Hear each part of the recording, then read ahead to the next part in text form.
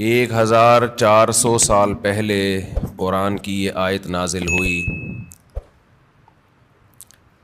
یا ایہا الذین آمنوا کتب علیکم الصیام کما کتب علی الذین من قبلکم لعلکم تتقون۔ اے ایمان والو، تم پر روزے فرض کیے گئے جیسا کہ تم سے پہلی امتوں پر فرض کیے گئے تھے، تاکہ تمہارے اندر تقوی پیدا ہو جائے۔ یہ آیت نازل ہوئی اور صحابہ کرام نے رمضان کے روزے رکھنا شروع کیے۔ اس کے بعد جہاں جہاں مسلمان دنیا میں جاتے گئے، نمازوں کے ساتھ ساتھ رمضان کے روزے بھی اپنے ساتھ لیتے گئے، اور آج پوری دنیا میں جب رمضان شروع ہوتا ہے تو کروڑوں لوگ روزہ رکھتے ہیں۔ اس روزے میں جسمانی حکمتیں بھی اللہ نے رکھیں اور روحانی حکمتیں بھی اللہ تعالیٰ نے رکھیں۔ جسمانی حکمتیں، یہ جسم کی زکوٰۃ ہے، آپ کو اللہ تعالیٰ روزوں کی برکت سے صحت عطا کرتے ہیں، بہت ساری بیماریوں سے نجات مل جاتی ہے۔ اور روحانی برکتیں کیا ہیں؟ انسان کے لیے دنیا میں سب سے مرغوب چیز خوراک ہے۔ خواہشات کی دو قسمیں ہوتی ہیں، ایک خواہشات وہ ہوتی ہیں جن کا آپ کی باڈی سے تعلق ہے، جو باڈی کی نیڈ ہیں۔ ایک خواہشات وہ ہوتی ہیں جو اوپر کی خواہشات ہیں، لگژری لائف، گاڑی بنگلہ، اچھی ڈریسنگ، دیکھنے میں اچھا نظر آؤں، عزت ہو سوسائٹی میں، دولت ہو میرے پاس۔ یہ جو پہلی قسم کی خواہشات ہیں نا، جو آپ کی باڈی کی نیڈ ہے، یہ بہت ڈینجرس ہوتی ہیں۔ یہ تین قسم کی خواہشات ہیں، ایک کھانے کی خواہش، پینے کی خواہش، اور ایک جنسی خواہش جسے کہا جاتا ہے، مرد اور عورت کی ایک دوسرے کی طرف اٹریکشن۔ یہ تینوں قسم کی خواہشات ہماری باڈی کی ریکوائرمنٹ ہے، یہ جسم کی چاہت ہوتی ہے۔ یہ خواہشات پوری نہ ہوں تو ہماری باڈی متاثر ہونا شروع ہو جاتی ہے۔ اچھا، کچھ خواہشات ہوتی تو باڈی کی ہیں، وہ نیچرل نہیں ہیں۔ خواہشات تو سمجھ گئے نا کتنی قسم کی ہوتی ہیں؟ دو قسم کی نا، ایک باڈی کی ریکوائرمنٹ، باڈی کی نیڈ، اور ایک باڈی کی نیڈ نہیں ہے، یعنی جسم کا تقاضا نہیں ہے، بلکہ وہ ہماری جسم سے ہٹ کے خواہشات ہوتی ہیں۔ جیسے لگژری لائف ہے نا، ہر آدمی چاہتا ہے میری لائف کیسی ہو، لیکن ایسا نہیں ہوتا کہ لگژری لائف کی آپ کے پیٹ کو کوئی بھوک لگ رہی ہو، وہ خواہش پوری نہیں کریں گے تو باڈی کو کوئی نقصان ہو رہا ہو۔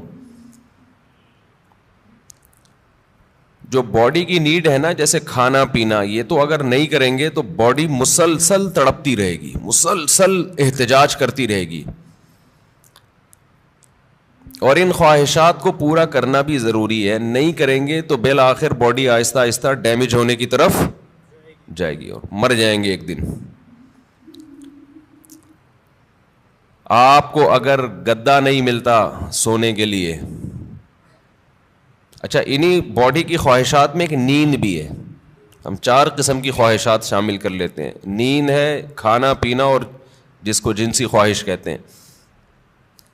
یہ اتنی ڈینجرس ہوتی ہیں، جیسے نیند کی خواہش کو آپ دیکھ لو، اب گدے پہ سونا یہ باڈی کی نیڈ نہیں ہے، یہ کیا ہے، ایک لگژری لائف انسان گزارنا چاہتا ہے، اس کا تقاضا ہے کہ میرا گھر اچھا ہو، ایئر کنڈیشن روم ہو، اور ٹائلیں لگی ہوئی ہوں، اور فانوس لگے ہوئے ہوں۔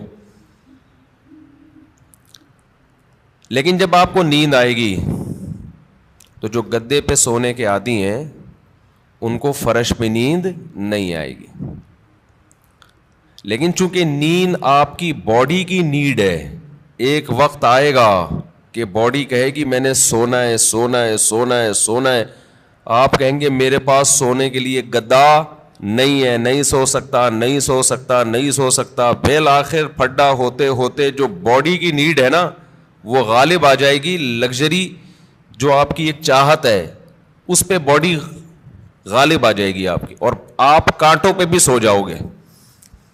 جس کو نیند نہ آتی ہو نا اس کو جاگنے دو, بول تو نہیں سوئے گا, دیکھو اس کا باپ بھی سوئے گا پھر, کیونکہ یہ خواہشات دماغ پر مسلط ہو جاتی ہیں. کیونکہ ضرورت ہے, نہیں تو مرے گا, نہیں سوئے گا تو کیا ہوگا. ایک ہفتہ کھائے پیے بغیر انسان زندہ رہ سکتا ہے, میڈیکل سائنس کہتی ہے. ایک ہفتہ سوئے بغیر زندہ نہیں رہ سکتا. اس لیے یہ اللہ مسلط کر دیتے ہیں کہ تیرا باپ بھی سوئے گا. تبھی آپ نے دیکھا ہوگا ڈرائیونگ کے دوران ڈرائیور سو جاتا ہے, حالانکہ اس کا سونے کا بالکل موڈ نہیں ہوتا, اور ایسا سوتا ہے کہ اپنے ساتھ سارے پیسنجر کو بھی ہمیشہ کے لیے سلا دیتا ہے. تو یہ چیزیں اللہ نے مسلط کی ہوئی, بھائی یہ تمہاری خواہش پہ نہیں ہے. ورنہ بڑے لوگ کہتے ہیں ہمارے پاس ٹائم نہیں ہے, اگلے مہینے ہم سوئیں گے, اس دفعہ ہمیں آفس کا بزنس کا کام ہے بہت.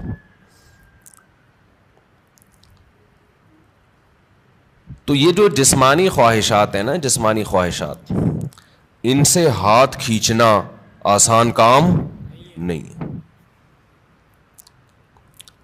کیونکہ باڈی کو ضرورت ہے. تو باڈی ہماری مسلسل ڈسٹرب ہوتی رہتی ہے.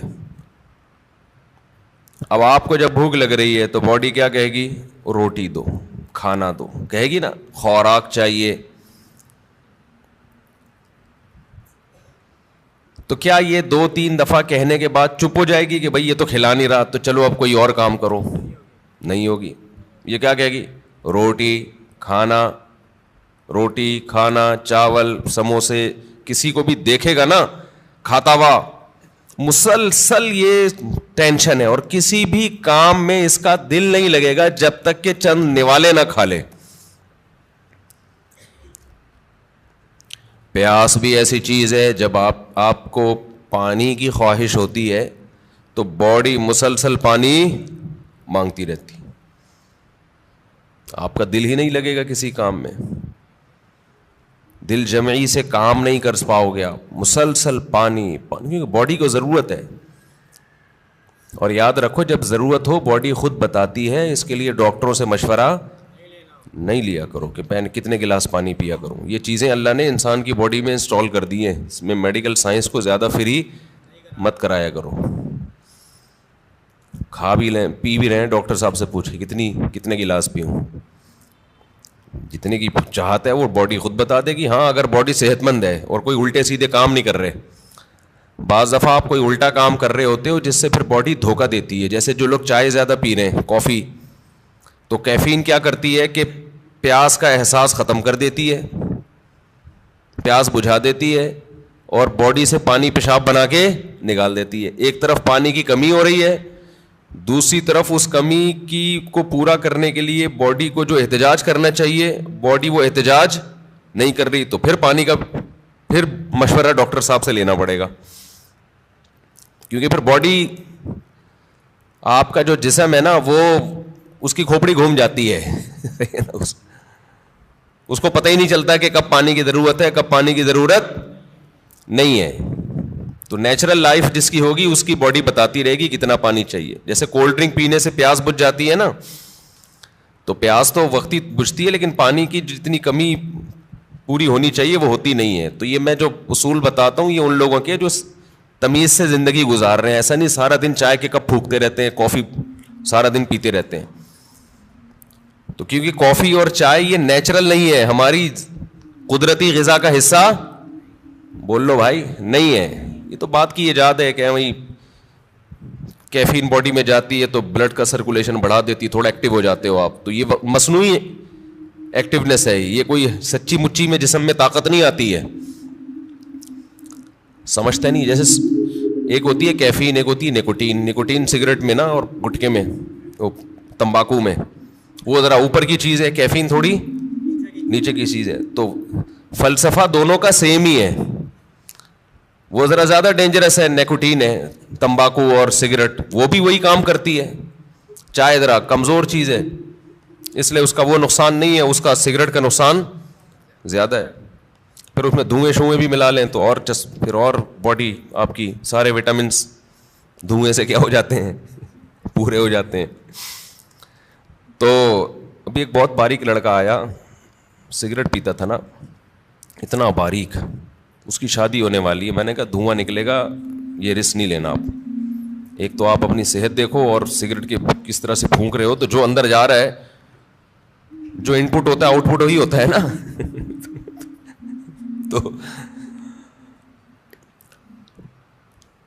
تو یہ جو ہے نا, یہ جو باڈی کی ریکوائرمنٹ نشہ ہے, نشہ یہ بن جاتا ہے, یہ اللہ نے بنایا نہیں ہے, یہ اس سے بھی زیادہ خطرناک ہے روٹی پانی سے. یعنی اس کو برداشت کرنا بہت ہی مشکل ہے. اللہ میاں نے تو آپ کو وہ چیزوں کی چاہتیں رکھی تھیں جو جس کی آپ کی باڈی کو ضرورت ہے. روٹی کی ضرورت رکھی, پانی کی چاہت رکھی اللہ تعالیٰ نے, اور جو اللہ نے خواہشات رکھی ہیں جو نیچرل ہیں. ہم نے کیا کیا, سگریٹ پی پی کے, دن میں 5-6 کپ کافیوں کے پی پی کے, اور پان گٹکے کھا کھا کے ہم نے اس سیٹنگ کو کیا کر دیا, خراب. اب آپ گٹکے اور پان والوں کو دیکھ لو, سگریٹ والوں کو دیکھ لو, افطاری میں لوگ کھجوروں کی طرف لپکتے ہیں, وہ کہاں لپکتے ہیں, سگریٹ کی طرف.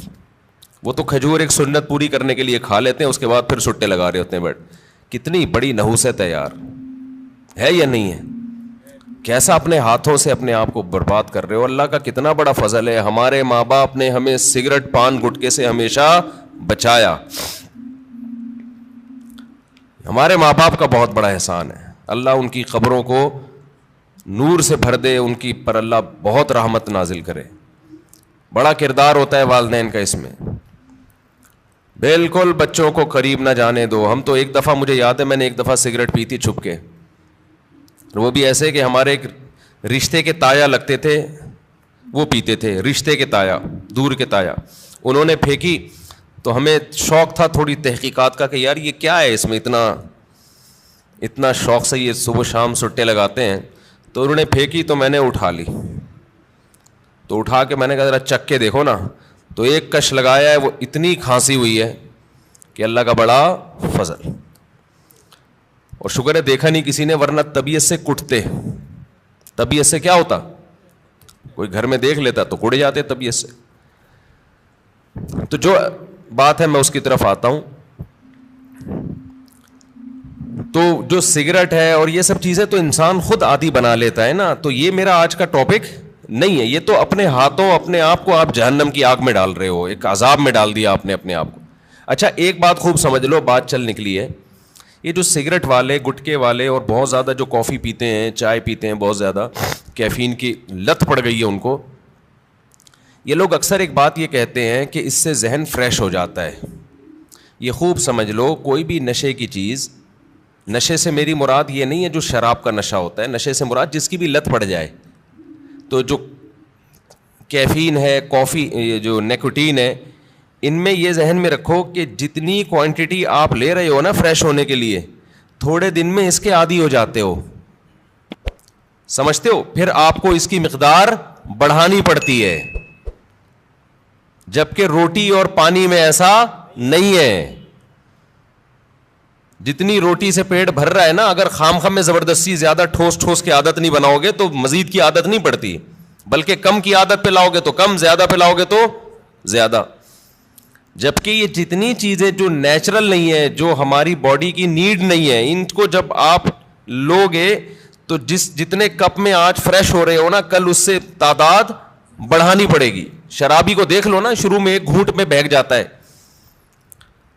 اور بڑا مزہ آتا ہے اس کو, اس کے بعد پورے کریٹ کے کریٹ پی جاتا ہے, لیکن اس کو وہ نشہ نہیں آتا جو پہلے دن ایک گھونٹ میں آیا تھا اس کو. تو یہ خود ایک عذاب ہے. کیا آپ سمجھ رہے ہو فریش ہو رہا ہوں؟ بھائی آپ فریش نہیں ہو رہے، اس سے آپ کا دماغ تازہ نہیں ہو رہا، دماغ کو اس کی عادت پڑ رہی ہے، اب اس کو مزید چاہیے، تو بالآخر ایک نہ ایک وقت جا کے بریک لگانی پڑتی ہے آپ کو. تو پہلے ہی نہیں لگا لو، اچھا ہے، کیا خیال ہے؟ شروع میں ہی چھوڑ دو ان چیزوں کو یار. تو یہ جو ہماری باڈی کی نیڈ ہے نا، کھانا پینا اور یہ جو خواہشات ہیں، جو یہ ان کا برداشت کرنا یہ بہت مشکل ہے. اور رمضان میں اللہ انہی 3 چیزوں پہ پابندی لگا دیتے ہیں.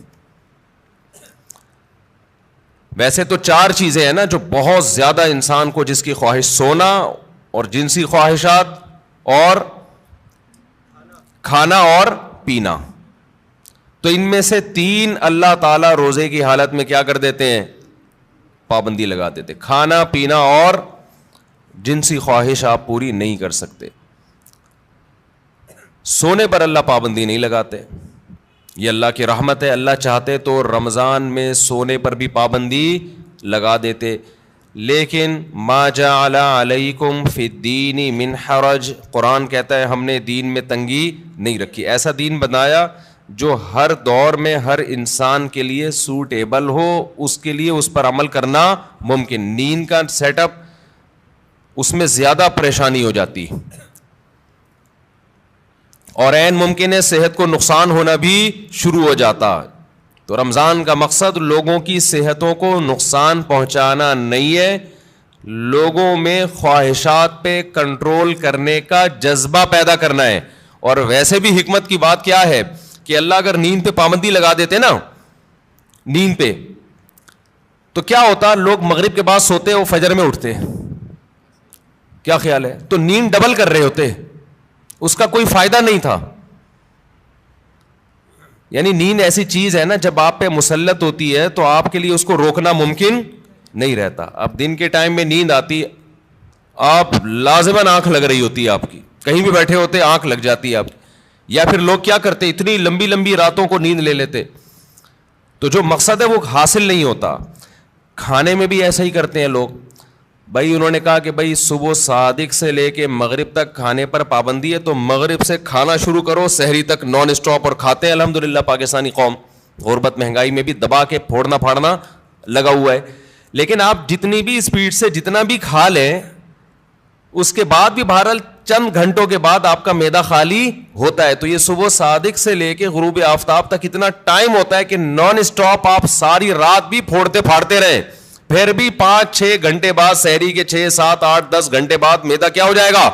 خالی. اور وہ ٹینشن ہوگی. نہیں یاری بات سمجھ میں میرا خیال. تو اللہ میاں نے ہم سے نا یہ قربانی دلوائی ہے رمضان میں کہ تھوڑا منہ کو کیا کرو؟ کنٹرول. سب سے بڑا مسئلہ ہم نے علماء سے سنا ہے کہ جس آدمی کا اپنے منہ پہ کنٹرول نہیں ہے، باقی کسی خواہش پہ وہ کنٹرول نہیں کر سکتا. اور یہ بالکل درست بات ہے. دیکھو دنیا میں 2 قسم کے فلسفے ہیں. اس پر تو غیر مسلم اور مسلم سب کا اتفاق ہے کہ انسانیت کو کامیابی کی طرف لے جانا چاہیے، ہے یا نہیں؟ بھائی امریکہ بھی یہی بات کرتا ہے، انسان کو کس طرف لے کے جاؤ؟ کامیابی. جاپان والے بھی کہتے ہیں بھائی ایک سکسیسفل نیشن بننا چاہیے ہمیں، کامیاب بننا چاہیے ہمیں. اور اسلام بھی یہی کہتا ہے. لیکن غیر مسلموں کے ہاں کامیابی نام ہے خواہشات کے پورا ہونے کا. آپ کی تمام خواہشات پوری ہو رہی ہیں تو آپ ایک کامیاب انسان ہیں. سمجھتے ہو کہ نہیں سمجھتے ہو؟ اگر آپ کی ہر خواہش پوری ہو رہی ہے تو آپ کیا ہیں؟ کامیاب.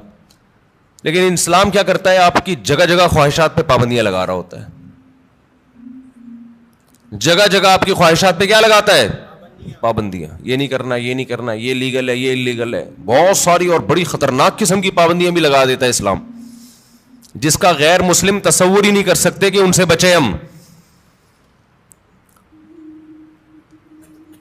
آپ اپنی مرضی سے سو سکتے ہو اسلام میں؟ عشاء سے پہلے سو سکتے ہو؟ بولو نا، یوں کر دیا کرو، تھوڑا پتہ تو چلے. نہیں سو سکتے. فجر سے پہلے اٹھنا ضروری ہے یا نہیں ہے؟ اب ایک آدمی کہہ رہا ہے یار میں سو رہا ہوں لمبا، بس 11 بجے اٹھوں گا. نہیں بھائی، آپ کو اسلام پابندی لگائے گا کہ آپ کو اپنی مرضی سے سونے کی اجازت نہیں، اٹھنا پڑے گا.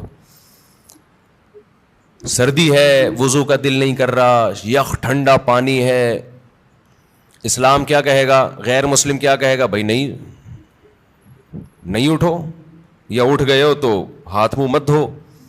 لیکن اسلام آپ پہ پابندی لگائے گا، آپ کو ہاتھ منہ دھونے پڑیں گے، چاہے ٹھنڈ لگے یا نہ لگے. بلکہ سردیوں میں وضو کرنے میں حدیث میں آتا ہے بہت زیادہ ثواب ہے. ایسے گناہ جھڑتے ہیں جیسے درختوں کے پتے جھڑتے ہیں سردیوں میں. پھر اسلام آپ پہ پابندی لگاتا ہے حلال حرام کی پابندیاں. نظر بھی اٹھا کے دیکھنے نہیں دیتا کسی انٹی کو. کتنی سخت پابندی ہے یہ نہیں ہے. گورا سوچ سکتا ہے اس پابندی، وہ تو نائٹ کلب میں جاتے ہیں، شراب پیتے ہیں، اور اسلام کہہ رہا ہے کہ نائٹ کلب جا کے زنا کرنا تو بہت ہی بڑا جرم ہے. لا تقربوا الزنا، قریب بھی نہیں پھٹکنا. کوئی انٹی جا رہی ہیں اس نیت سے دیکھ لوں کہ یار کیسی ہیں، یہ بھی آپ کے لیے کیا ہے؟ Not allowed. اچھا، جو غیر مسلم لوگ ہیں ان کے ہیں کہ انسان کی ہر خواہش پوری ہو. وہ سمجھتے ہیں کہ یہ کامیابی ہے. حقیقت پتہ ہے کیا ہے؟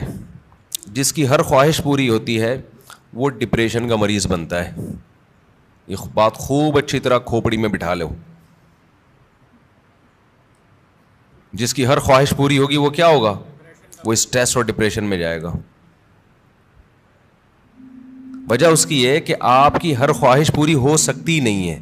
اگر ہو رہی ہے نا تو اس کا نتیجہ نکلے گا کہ آپ میں خواہشات پہ کنٹرول کرنے کی طاقت ختم. ایک اسٹیپ ایسا آتا ہے جہاں کوئی نہ کوئی خواہش آپ کو قربان کرنی پڑتی ہے. دنیا میں کوئی شخص، فرعون بھی ایسا نہیں گزرا کہ اس کی ہر خواہش دنیا میں پوری ہوئی ہو. ساری پوری ہو رہی تھی، موسیٰ علیہ السلام آ گئے، ایک دم دماغ کھٹکا نا اس کا، یہ کیا ہو گیا بھائی؟ یہ تو ہوتا ہے.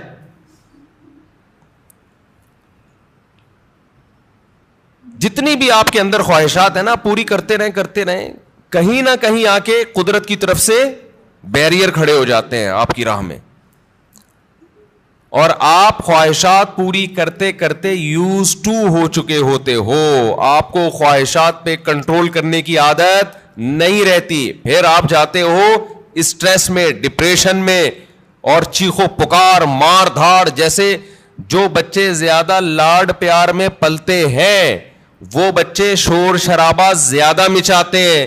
جن بچوں پہ ماں باپ کا کنٹرول ہوتا ہے کہ کچھ خواہشات پوری کر دیں، کچھ پوری نہیں کی، وہ بچے بھی کنٹرولڈ ہوتے ہیں. یقین نہ آئے تو جا کے مشاہدہ کر لو.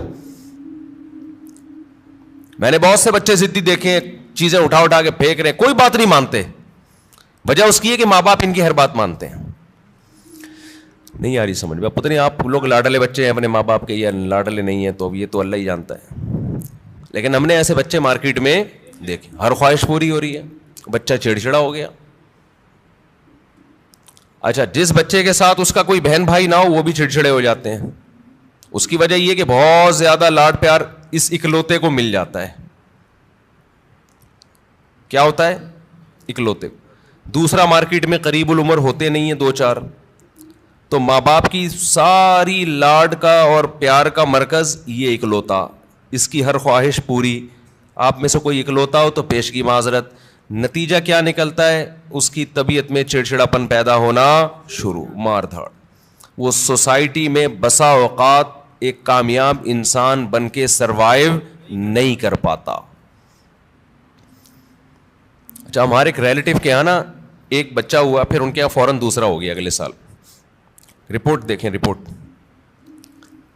ہوا یہ ہے کہ جب فوراً دوسرا آ گیا 1-2 سال کے بعد مارکیٹ میں، تو جو پہلا والا تھا نا، اب اس کو تھوڑی سی جیلسی بچوں میں ہوتی ہے کہ دوسرے کو پیار کرو تو اس کو غصہ آ رہا ہے کہ اس کو کیوں پیار کر رہے ہو. بچے کرتے ہیں ایسے، آپ نے دیکھا ہوگا. تو لوگ کہہ رہے ہیں کہ یار یہ جو ان کے ریلیٹیو ہے نا، کہنے لگے یہ غلط ہوا، پہلے والے کے ساتھ ظلم ہوا ہے. ابھی اس کی عمر تھی، اس کو محبتیں ملتی، توجہ کا مرکز بنتا. مارکیٹ میں دوسرا آ گیا، جو محبت پوری اس کو ملنی چاہیے تھی وہ ڈیوائڈ ہو کے آدھی کہاں جا رہی ہے؟ تو یہ پہلے والے کے ساتھ ظلم ہے. سمجھتے ہو بات کو؟ تو بھائی یہ پہلے والے کے ساتھ ظلم نہیں ہے, اس کی ٹریننگ کا حصہ ہے کہ تو دنیا میں اکیلا باپ نہیں ہے, تمہارے بہن بھائی بھی ہوں گے. ابھی سے اس کے اندر برداشت پیدا ہو رہی ہے. حقیقت ہے, اس کے دل میں ایک جذبات ہوتے ہیں حسد کے. بچوں میں ہوتا ہے, بہت زیادہ جیلسی ہوتی ہے بچوں میں. ایک کو کچھ دو نا تو دوسرے کو ضرورت نہیں بھی ہو, صرف اس کو تپانے کے لیے مانگتا ہے کہ مجھے کیوں نہیں دیا. تو یہ جو برداشت اس میں پیدا ہوگی نا, جب ماں باپ دوسرے کو پیار کر رہے ہیں اور اس کو غصہ آ رہا ہے, یہی غصہ قدرت چاہتی ہے کہ آئے تاکہ اس میں کنٹرول پیدا ہو. یہ نہیں ہوتا نا تو یہ بڑے ہو کر عذاب بنتا ہے. پھر بڑے ہو کر پھر کیا ہوتا ہے کہ یہ کیوں آ گیا دنیا میں, میرے باپ کی وراثت جو مجھے ملنی تھی اس کو کیوں مل رہی ہے, یہ اس میں شریک کیوں ہو رہا ہے. پھر یہ یہاں تک جاتا ہے معاملہ. شروع میں یہ مسئلہ کیا کر دو, ختم کر دو کہ بیٹا اس گھر میں اور بھی ہیں, اور ممکن ہے مفتی صاحب کے ابھی میں بیانات سننا شروع کیے تو اسپیڈ اور بھی بڑھ سکتی ہے ہماری, عین ممکن ہے. اگلے سال نیا ماڈل بھی آ سکتا ہے. تو اب یہ جلتے ہی رہو بیٹھ کے, یا اسی کو قبول کرو.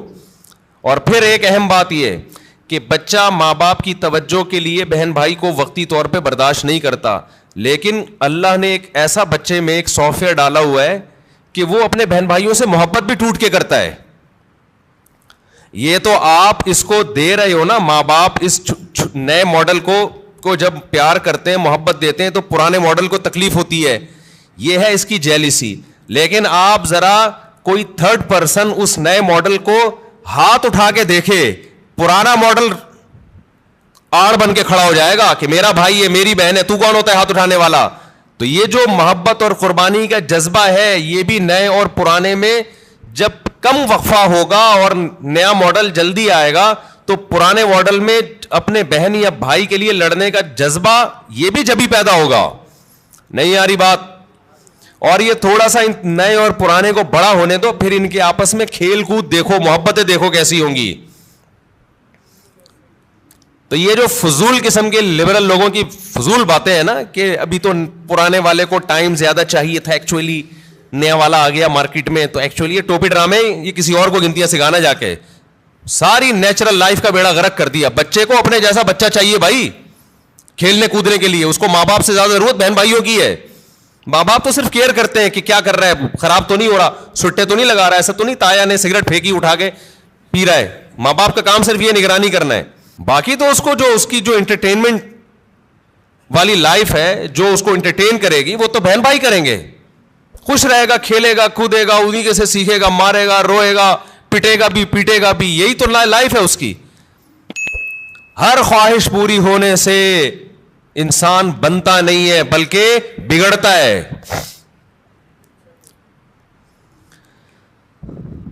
بچوں کی سیلف رسپیکٹ, ہم بھی اس کے قائل نہیں ہے کہ بچوں کو مارا پیٹا جائے, ماں باپ بگاڑ دیتے ہیں مار پیٹ کے, لیکن یہ جو سیلف رسپیکٹ اور یہ ابھی اس کو بڑا ہونے دو میرے بھائی, ابھی چھوٹا ہے, ابھی اس کو تربیت کی ضرورت زیادہ ہے. اس کو بدتمیزی مت کرنے دو بڑوں کے ساتھ. اس کو بتاؤ تم چھوٹے ہو ابھی بیٹا, تم ہمارے باپ ہم ہی ہیں, محبت ملے گی آپ کو, لیکن ہمارے باپ بننے کی کوشش مت کرنا. جو گھر میں پکے گا تیرا باپ بھی وہی کھائے گا. وہ میرا بیان مشہور ہوا تھا نا, پاٹھا کھا لو پاٹھا. بچوں سے مائیں پوچھتی ہیں نا, بیٹا پاٹھا کھا لو, نہیں پاٹھا نہیں کھاؤں گا. اچھا چلو ڈبل روٹی کھا لو, نہیں ڈبل روٹی نہیں کھاؤں گا. اچھا چلو اس پہ یہ جیم لگا دوں, نہیں جیم کیوں لگایا. یہ وہ پورا بڑا زبردست میم چلی تھی وہ. تو وہ اس کی اماں آخر میں اس کو جب سمجھایا جائے ایک تھپڑ لگا, یہ کھا لے گا, جو تو کھلائے گی وہی کھائے گا. تو کہتے نہیں بچوں کو موٹیویٹ کرو. اس میں نے کہا تھا موٹی تو اپنا تو ویٹ کر, پہلے تجھے خود اپنے منہ پہ کنٹرول نہیں ہے تو بچے کو کہاں سے تو کنٹرول سکھائے. ہماری والدہ تو ہمیں بتاتی تھی یہ کھا لو, اور چمٹا گرم گرم ہوتا تھا. بعض دفعہ مجھے بچپن سے شوق تھا مرغوب غذائیں کھانے کا. آلو کی بھجیا پکی ہوئی ہوتی تھی بعض دفعہ گھر میں, اور مولی کی پتہ نہیں پتے بعض دفعہ ہماری اماں کو بڑا شوق تھا. ہمیں نوالا حلق سے ہی نہیں اترتا تھا, ہمیں نہیں یاد پڑتا. ہماری اماں نے کہا چل تمہارے لیے میں یہ کر لیتی ہوں, یہ کھانا پڑے گا آپ کو. گھر میں کیا ہے, یہی پک. تو اب ہم نہیں غصہ کر سکتے تھے. ہماری اماں چمٹا دکھاتی تھی, چمٹا یہ لگے گا, لگاتی نہیں تھی لیکن ڈراتی تھی. اور جب ہم دیکھتے تھے کہ ہمارے والد صاحب بھی وہی کھا رہے ہیں, ہم سوچتے تھے ہمارا باپ بھی یہ کھا رہا ہے تو تیرے باپ کو بھی یہ کھانا پڑے گا. اور یہ ذہن میں رکھو, یہ جو خواتین پریشان ہوتی ہیں ایکچولی بچے کی غذائی ضرورت پوری نہیں ہو رہی, بچہ ایکچولی وہ جو آلو کی بھجیا پکی ہے وہ کھا نہیں رہا, تو ایکچولی اس سے منرلز کی کمی, بچے میں کوئی کمی نہیں ہوتی. اتنا زیادہ ضروری نہیں ہے کھانا پینا جتنا بنا لیا لوگوں نے. بڑھے گا وہ, اس کا باپ بھی بڑھے گا. یہ جو قد بڑھتا ہے نا, ڈاکٹروں سے ہم نے پوچھا ہے, کہتے ہیں بھائی یہ جس کا بڑھنا ہے نا اس کو کم کھلاؤ گے تو بھی جائے گا وہ اوپر, جس کا نہیں بڑھنا نا, جس کے باپ دادا ہی سارے چھوٹے چھوٹے سے ہوں تو جینز میں ہی اس کے قد نہیں ہے, تو اس کو آپ کتنے بھی پراٹھے کھلا دو, مرغیاں کھلا دو, دودھ پلا دو, وہ اس کا باپ نہیں بڑھا تو یہ کہاں سے بڑھے گا. سمجھتے ہو, اکثر بتاتا ہوں نا, ایک آدمی نے ایک چھوٹے سے قد کی خاتون سے شادی کر لی تو بچے بڑے ہی نہیں ہو رہے تھے, تو وہ خاتون کھلا رہی ہیں بچوں کو, بیٹا کھا لو بڑے ہو جاؤ گے. کہتا ہے یہ بڑے نہیں ہوں گے, یہ اور چھوٹے ہوں گے, ان کے ساتھ کے پودے لایا تھا وہ بڑے ہو گئے ہیں, یہ اتنے کے اتنے ہی ہیں. تو یہ نا بچوں کے کھانے پینے کو زیادہ سروں پہ مسلط مت کیا کرو, کچھ نہیں ہوتا. اچھا کھلاؤ بھلے تھوڑا کھائیں, آج تھوڑا کھائیں گے بھوکے رہیں گے, اگلے ٹائم پہ خود ہی چھین چھین کے کھائے گا پھر وہ. تو یہ بازاری چیزیں نہیں کھانے دو بس بچوں کو. جتنی بازاری چیزیں ہیں نا, میں نے تو تجربے کیے ہیں بچوں کے اوپر, اپنے ہی بچوں پہ, جب بازاری چیز کھلائی بیمار ہوئے اور بچا کے رکھا فٹ فاٹ. اچھا میرا ایک بیان تھا, اس کی میں وضاحت کر دوں. میرا ایک بیان تھا, اس میں نے یہ بتایا کہ میں نے اپنے 2 بچوں پہ 6 مہینے تجربہ کیا ہے. 6 مہینے تک میں نے ان کو بازار کی کوئی چیز نہیں کھانے دی. گھر میں دیسی گھی پہ روٹی لگا, چینی, دیسی گھی اور روٹی کھلاتا تھا, اور دودھ اور انڈا. 6 مہینے انہوں نے گزارے. میرا خیال ہے 3 یا 4 سال کی ایج تھی ان کی, ایک کی 4 سال ہوگی, ایک کی 3 سال ہوگی, ایک کی 4.5 سال ہوگی, اس طرح سے. پوری سردیاں آ کے گزری ہیں, ایک چھینک بھی نہیں آئی, ورنہ سردیاں آتے ہی بچے بیمار ہونا شروع ہو جاتے ہیں نا. صرف کیا کھلایا ہے, دودھ, دیسی گھی, روٹی, چینی اور ہاف بوائل انڈا. بہترین تھے. اچھا جیسے ہی 6 مہینے گزرے ہیں, یعنی سردیاں آ کے بھی گزر گئی ہیں, ایک دن ہلکی سی کھانسی ہلکی سی ہوئی ہے تو یہ بنفشہ شہتوت گرم پانی میں ڈال کے 1 چمچ پلا دیا ان کو. وہ اس کے بعد وہ بھی نہیں ہوئی رات کو سونے سے پہلے نا. بہترین 6 مہینے گزارے انہوں نے, کوئی بیماری نہیں, کوئی چھینک نہیں, کچھ بھی نہیں. 6 مہینے کے بعد کیا ہوا ہے کہ کوئی ریلیٹو آئے, انہوں نے بسکٹ کھلا دیے اور اسی کے بعد طبیعت خراب ہو گئی. پہلے تو پیٹ خراب ہوا, پھر کسی نے کولڈ ڈرنک پلا دی, پھر یہ ہوا, پھر وہ وغیرہ وغیرہ وغیرہ. مجھے اندازہ ہو گیا کہ یہ جو بچوں کی صحت کا مسئلہ ہے نا, گھر کی چیزیں کھلاؤ گے تو ایک دم بہترین صحت رہے گی. اچھا اس پہ میرے کچھ لوگوں نے اعتراض کیا کہ لو بھائی مفتی صاحب چینی کھلا رہے ہیں بچے کو, چینی کون سی کوئی نیچرل ہے؟ نہیں یاری بات سمجھ میں, یعنی ہم چینی کھلائیں, چینی تو خود نقصان دہ ہے. تو یاد رکھیں میں نے کبھی نہیں کہا کہ چینی بہت فائدے مند چیز ہے. میرا مقصد یہ ہے کہ ایک نقصان دہ چیز ہم نے کھلائی پھر بھی نقصان نہیں ہوا, باقی نقصان دہ چیزوں سے بچا لیا. ورنہ بہتر تو یہ کہ چینی نہ کھلائیں آپ. چینی کون سی کوئی آب زمزم تو دھلی ہوئی مخلوق ہے؟ نہیں آ رہی سب ان کی سمجھ میں بات نہیں آ رہی ہے بھائی. چینی جو ہے نا, چینی وہ خود بھی کوئی اچھی چیز نہیں ہے, لیکن ایک غلط چیز بھی کھلا دی, 20 غلط چیزوں سے بچا لیا, تو بھی اس کی اتنی برکتیں نظر آئی ہیں. تو اگر آپ اس سے بھی بچا لیں تو نور النارو, شہد کھلا دیں, گڑ کھلا دیں. سمجھتا ہے کہ نہیں سمجھتے ہو؟ تو بچوں کی لیکن کنٹرول کرنا پڑتا ہے. بچے کو بڑا اور زیادہ عرصہ نہیں, تھوڑے دن تک کنٹرول کرو گے تو پھر وہ عادی ہو جائے گا. تو میں یہ عرض کر رہا تھا کہ دنیا میں 2 نظریات ہیں. ایک یہ کہ انسان کی ہر خواہش پوری کی جائے تو اس سے وہ کامیاب ہوتا ہے, لیکن اسلام کیا کرتا ہے, جگہ جگہ خواہشات میں رکاوٹیں ڈالتا ہے. تو خوب سمجھ لیں, جس کی ہر خواہش پوری ہوتی ہے وہ کامیاب نہیں ہوتا, بلکہ وہ اسٹریس اور ڈپریشن کی طرف جاتا ہے. بالکل اس کی مثال ایسے ہے جیسے آپ جسم پہ جب ویٹ اٹھاتے ہو, جسم میں اپنی خواہش کے خلاف حرکت کرتے ہو تو جسم بیمار ہونے کے بجائے صحت مند ہوتا ہے. اور آپ جسم کی اپنی خواہشات پر عمل کرنا شروع کر دو, جسم چاہتا ہے بیٹھا رہوں نہ اٹھوں, آپ بیٹھے رہو نہ اٹھو. جسم چاہتا ہے دوڑوں نہیں, صرف چلوں, آپ نہ دوڑو چلو. پھر جسم چاہتا ہے چلو بھی نہیں, بیٹھے ہی رہو, سوتے ہی رہو. تو اس سے جسم کو کیا طاقت اور انرجی جمع ہو کے خوشحال زندگی ملے گی یا جسم کا بیڑا غرق ہو جائے گا؟ تو ایسے ہی یاد رکھو، انسان کی روح اس وقت خوش ہوتی ہے جب روح پہ بوجھ ڈالا جائے، روح باڈی بلڈنگ کرے، روح جاگنگ کرے، روح ویٹ اٹھائے، اور یہ ٹینشنوں کے ویٹ ہے جو روح اٹھاتی ہے۔ اگر یہ روح کی آپ ہر خواہش پوری کرنا شروع کر دیں گے تو جیسے باڈی کی ہر خواہش پوری کرنے سے باڈی کا بیڑا غرق، تو اسی طرح روح کی ہر خواہش پوری کرنے سے روح کا بیڑا غرق ہو جاتا ہے۔ سمجھ میں نہیں آ رہی میرا خیال ہے بات؟ تو اپنی خواہشات کے خلاف چلنا سیکھیں۔ ہاں، ہر خواہش کی مخالفت نہیں۔ جیسے آپ نے باڈی، جب جو لوگ جم جاتے ہیں ویٹ اٹھانے کا دل کرتا ہے کیا؟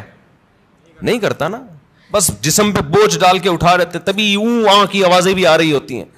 اگر مزہ آ رہا ہوتا تو ویٹ اٹھاتے واہ واہ واہ ہنسی آ رہی ہوتی، ایسا تھوڑی ہے۔ تو اسی طرح یاد رکھیں، ہاں ویٹ حد سے زیادہ اٹھائے گا تو باڈی خراب ہو جائے گی، اسی طرح روح پہ جب بوجھ حد سے زیادہ پڑ جاتا ہے تو پھر روح خراب ہونا شروع ہوتی ہے۔ لیکن یہ اللہ کی رحمت ہے کہ اس نے ہماری روح پہ حد سے زیادہ بوجھ ڈالا ہی نہیں ہے۔ اگر اللہ کہہ دیتا 24 گھنٹے کے روزے رکھو پورے رمضان اور سحری میں صرف 10 منٹ کھانے کی اجازت ہے، 23 گھنٹے 50 منٹ بھوکے رہنا ہے، 10 منٹ کیا کرنا ہے؟ کھانا کھانا ہے، تو شاید یہ ہماری طاقت سے زیادہ بوجھ ہم پہ ڈال دیا جاتا، مرتے پھر بھی نہیں۔ اتنی جلدی مرتا نہیں ہے آدمی بھوک سے، یاد رکھو۔ لیکن یہ ممکن ہے کہ ہم پہ ہوتا نہیں ہم سے۔ ما جعل علیکم فی الدین من حرج، اللہ کہتے ہیں اعتدال سے بوجھ ڈالا ہے۔ اللہ کہہ دیتا 50 نمازیں پڑھو تو پڑھنی پڑتی کہ نہیں پڑھنی پڑتی؟ کتنی ٹینشن والا کام ہو جاتا بھائی، کتنی ٹینشن والا کام۔ اللہ میاں نے 5 رکھی، اور وہ بھی دن کے 2 کناروں پر رکھ دی 2 نمازیں، اور صرف عصر اور مغرب ایسی ہیں جو جلدی جلدی آتی ہیں، ورنہ بڑا فاصلہ ہے ان 2 نمازوں کے درمیان۔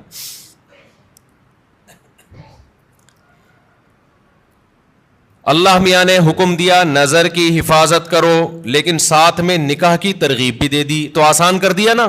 اگر یہ ہوتا کہ عیسائیوں میں پادریوں کی طرح پادریوں کو حکم تھا کہ شادی نہ کرو، جیسے کہ انہوں نے خود بنایا ہوا تھا، ان کے مذہب کا نہیں تھا، لیکن دوسری طرف زنا پر بھی پابندی، تو ڈپریشن میں جاتے کہ نہیں جاتے؟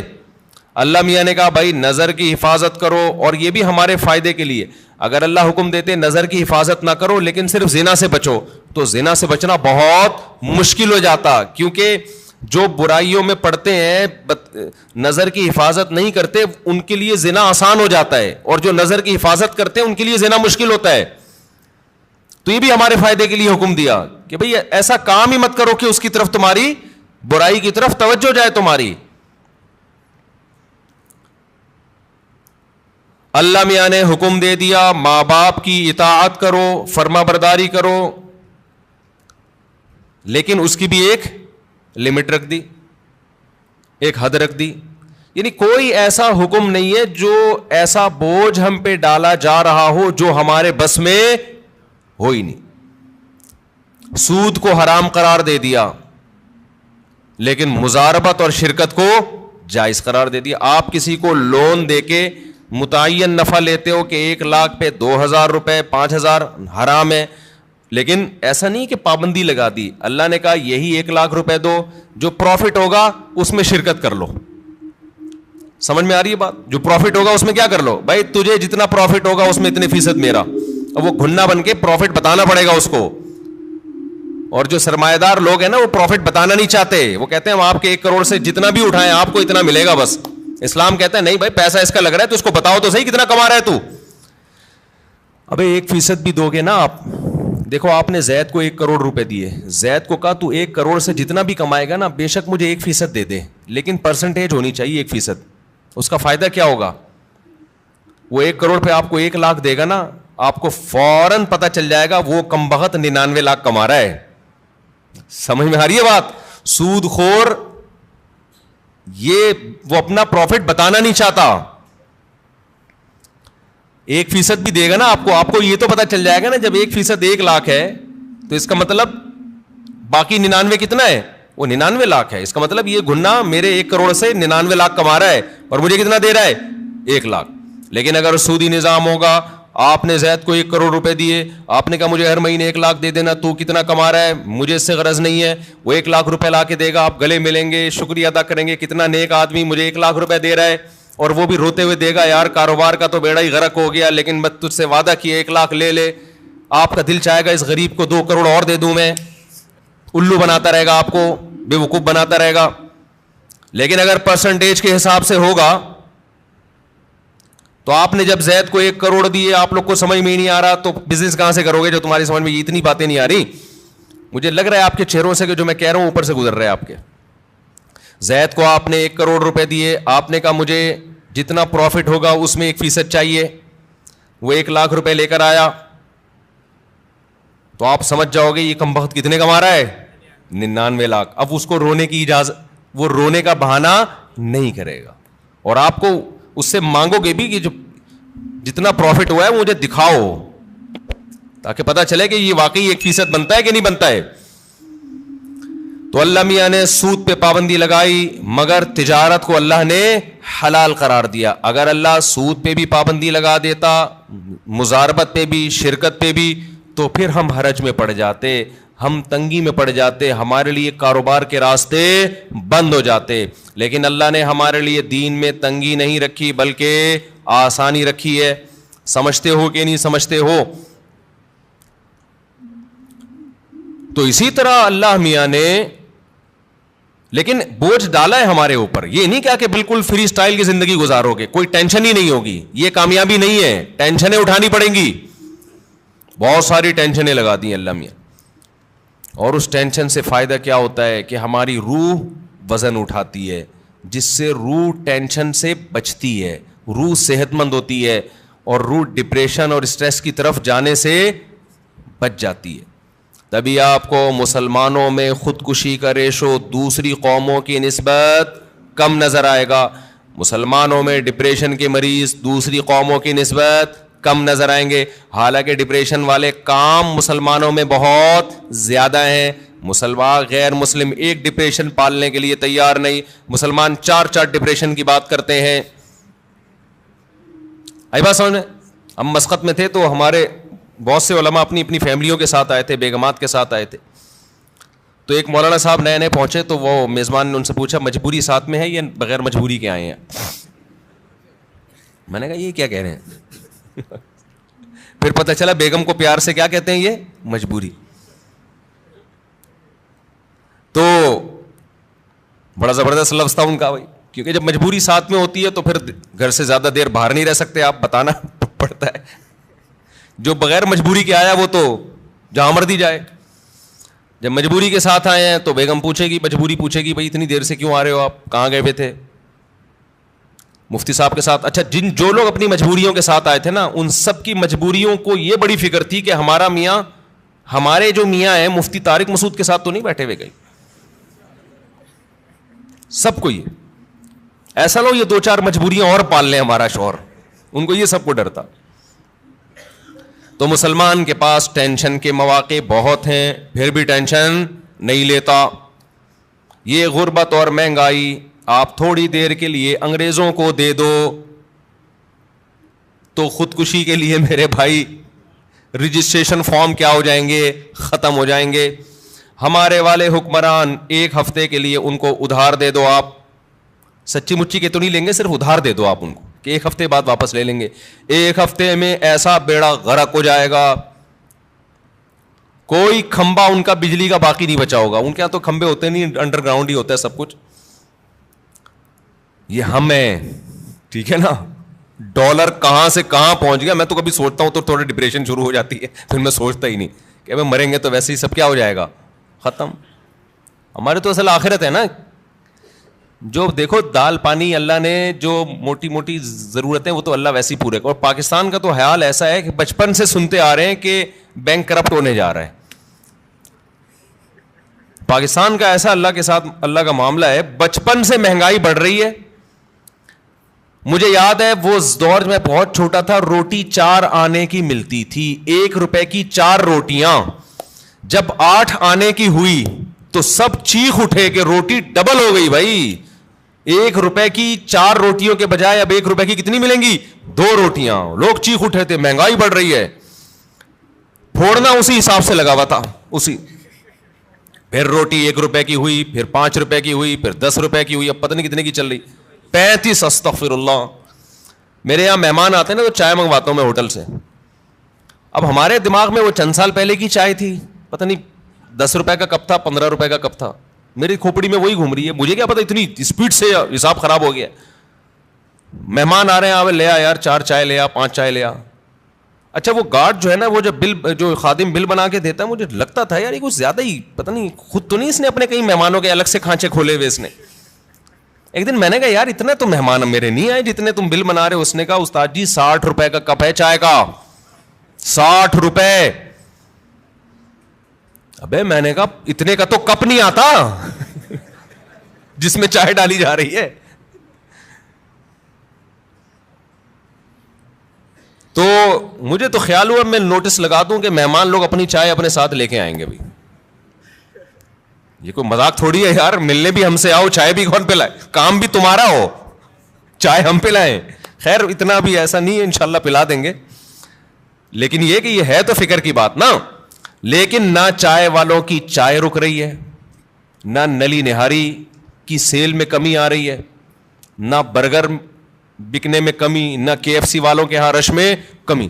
میں تو لوگوں پہ حیران ہوتا ہوں, لوگ بات کر رہے ہوتے ہیں نا میرے سامنے, دوست احباب بھی, یار مفتی صاحب مہنگائی نے کمر, ایسے کھجا رہے ہوتے ہیں, مہنگائی نے کمر توڑ دی یار, اتنا مہنگا ہو گیا کھانا, اب تو روٹی خریدنے کی طاقت ختم ہو گئی. پھر تھوڑی دیر چلے یار نہاری کھانے چلتے ہیں, ذرا چلے مجھ سے نلی نہاری کا پروگرام ہو جائے. یہ ہر ایک کا حال ہے. ایسا لگتا ہے کہ اتنی کرپشن اور اتنی مہنگائی کے باوجود برکت کہاں ہے؟ وہ بھی اللہ نے ہمیں ہی دی ہے.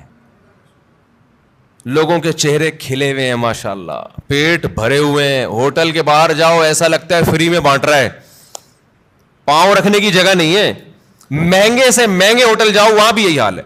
میں نہیں کہہ رہا کہ جو غریب ہیں وہ ختم ہو گئے ہیں, نہ, جو بیچارے سفید پوش غریب ہیں ان کے گھروں کے حالات بہت خطرناک ہیں. لیکن اللہ کا شکر ہے ان حالات میں بھی بہت سو کو اللہ بہت اچھا کھلا رہا ہے.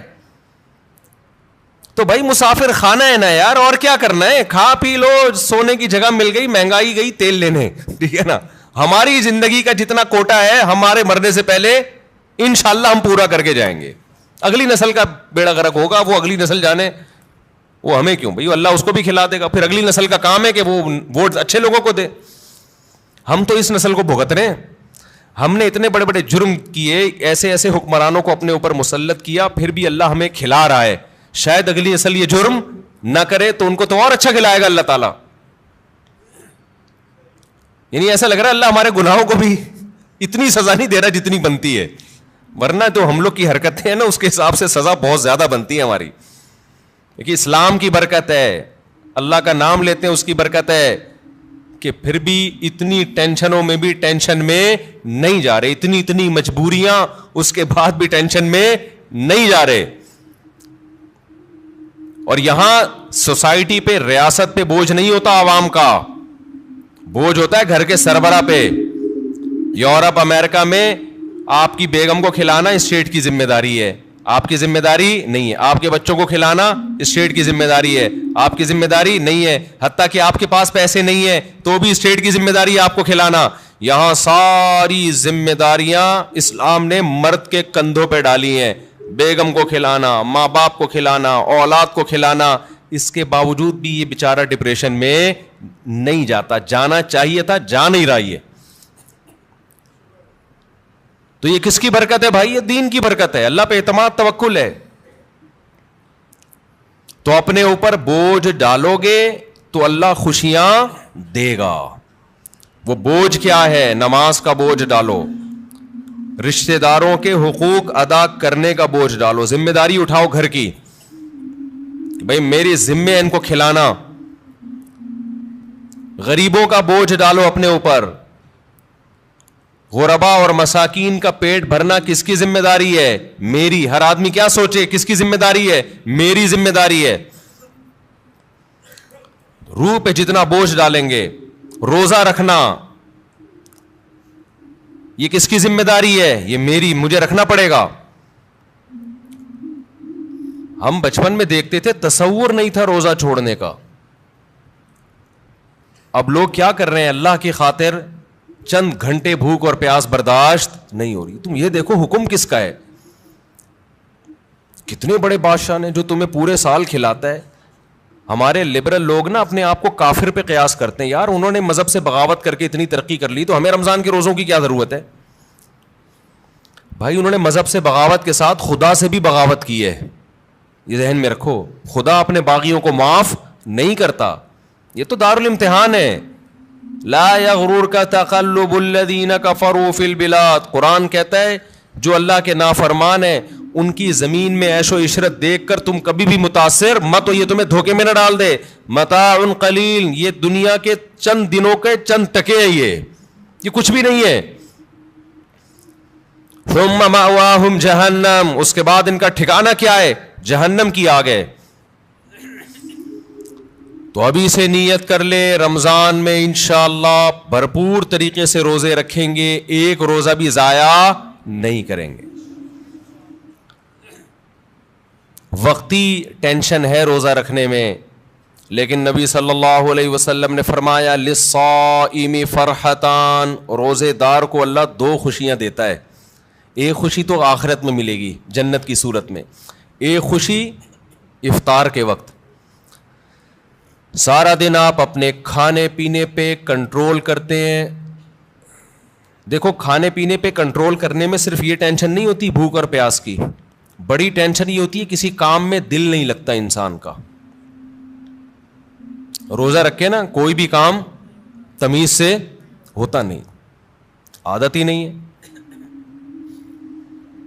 جن لوگوں کو صبح ناشتے کی عادت ہے, ناشتہ کر کے آفس جاتے ہیں, بڑے فریش ہوتے ہیں, وہ ناشتہ کیے بغیر جا رہے ہوتے ہیں. جن لوگوں کو عادت ہے شام کو سٹا لگانے کی, چائے و پینے کی, وہ بغیر چائے کے.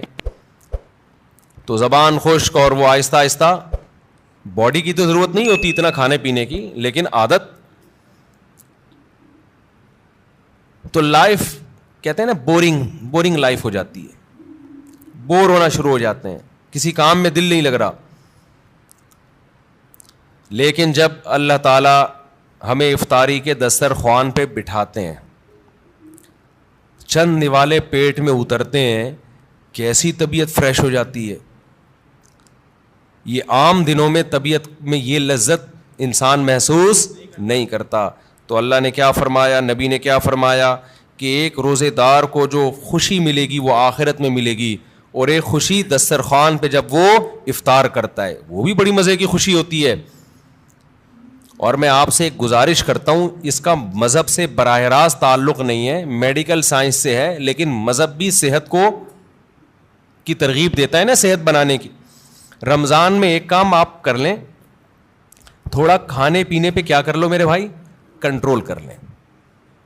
ہوتا یہ ہے کہ صبح سحری سے لے کے رات تک مغرب تک جب ہم بھوکے پیاسے رہتے ہیں, ہماری باڈی کا فیٹ ختم ہونا شروع ہوتا ہے, باڈی نتھرنا شروع ہوتی ہے, جسم کی زکوٰۃ نکلنا شروع ہوتی ہے, جسم فریش ہونا شروع ہوتا ہے.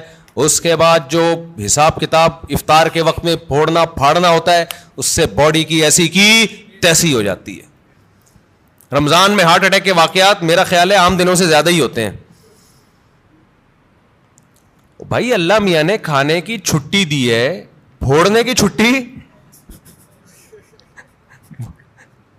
کھانے اور پھوڑنے میں کیا ہے بولو, فرق ہے. نبی صلی اللہ علیہ وسلم نے فرمایا بدترین برتن جس کو بھرا جائے نا وہ انسان کا پیٹ ہے. کوئی برتن فل بھرا ہوا اللہ کو اتنا برا نہیں لگتا جتنا انسان کا پیٹ برا لگتا ہے اللہ کو. میں نہیں کہہ رہا کہ حرام ہے زیادہ کھا لیں آپ, حلال حرام کی بات نہیں ہے, ناپسندیدہ شریعت کی نظر میں بہرحال ہے, حرام نہیں ہے. اب آپ کہیں گے بھوکے پیاسے بھی کھانے بھی نہیں دے رہے اللہ میاں, ابھی بھی پابندیاں لگا رہے ہیں. اللہ پابندی نہیں لگا رہا, لگا کھا لو, پھوڑ دو, جتنا پھوڑنا پھوڑ دو, پڑے ہوئے خود ہی ہو گئے نا, پھوڑ دو, حرام نہیں ہے. لیکن پسندیدہ کام نہیں ہے.